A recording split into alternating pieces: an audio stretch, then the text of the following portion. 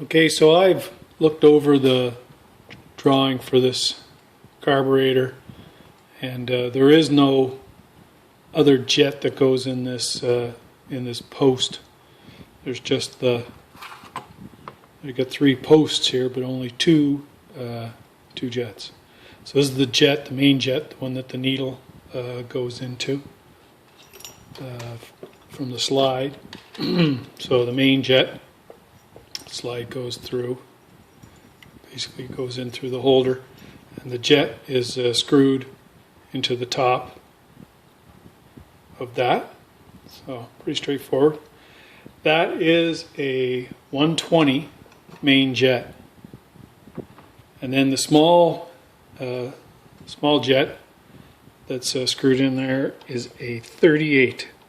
So that effectively, like, you can call it the slow jet, secondary jet. I mean, it's really small. It could be considered a pilot jet. But anyway, that's probably the one for the slow idle. So I think this is the one that was causing me the grief.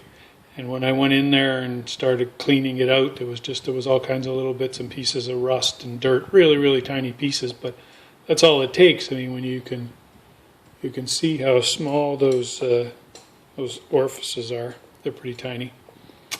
So clean everything out. Blew it all out with some compressed air. Not very high pressure air. You don't need a lot. 25 psi is all I needed to blow through there.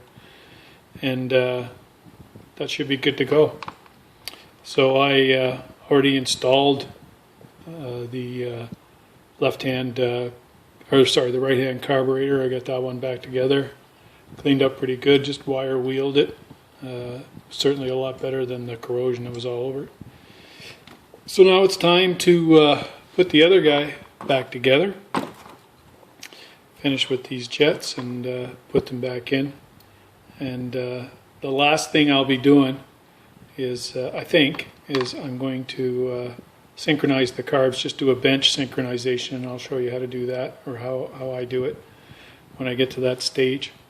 But these screws here, these fuel screws or pilot screws, I'm going to take those out. I'm going to take one of them out to have a look at it.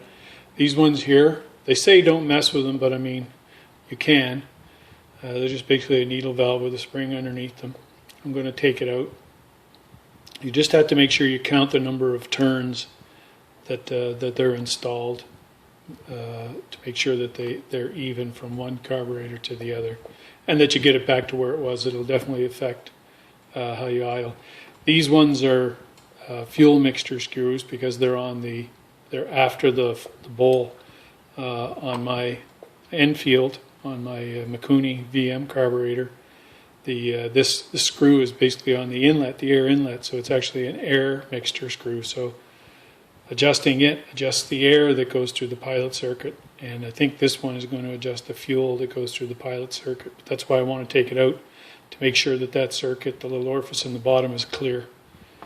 But anyway, so that's the last 2 things to do on the carburetors, and I'll turn on the camera again after I get things set up, and I've taken out one of these, as well as when it comes time to synchronize.